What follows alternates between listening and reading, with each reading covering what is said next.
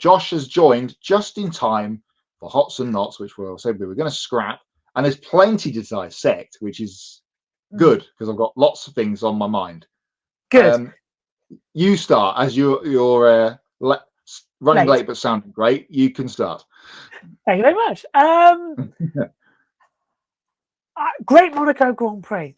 I hate to say people have been going, oh, it didn't work. Oh, it didn't. No, it could be better. And I still say that in order to make F1 a bit more exciting, we should mandate using all 3 tyre compounds in a race, not just having the 2-stop strategy.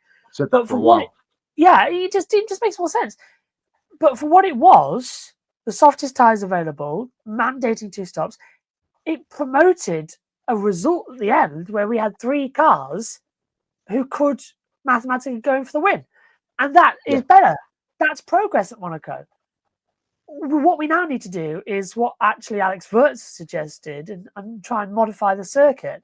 Now, I quite like the idea that's also been floated about, ironically enough, of going instead of right at Portier, left at Portier, and creating a hairpin to create a bigger run down towards Nouvelle Chicane, but then adding that to what has gone in with Alex Burch and changing Nouvelle so it's a bit later on to give it a bit of a braking zone.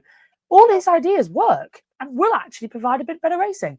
And I think we all now need to agree it's not really the track, is it? It's the cars. Formula E have given us great racing. So now we're down these cars. And of course, we are doing that next year with the new cars.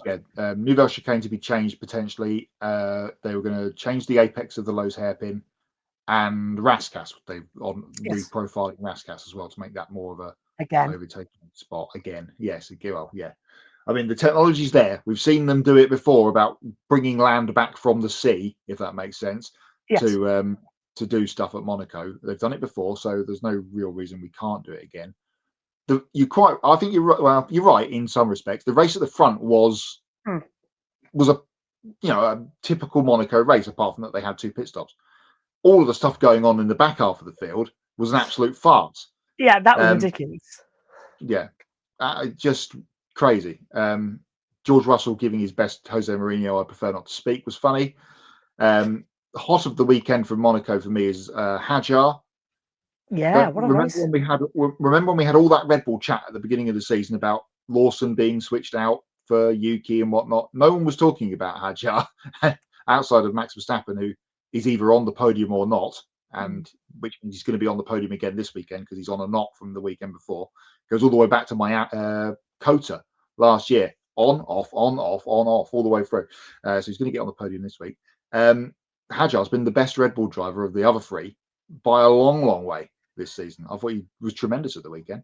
He said he drove into double points, if I'm not mistaken, as well, of the juniors. And I think it's going something where everyone wrote Hadjar off after Australia, and then he's gone, right, there, I'm back. This is what I can do. Yeah. And he's showing us.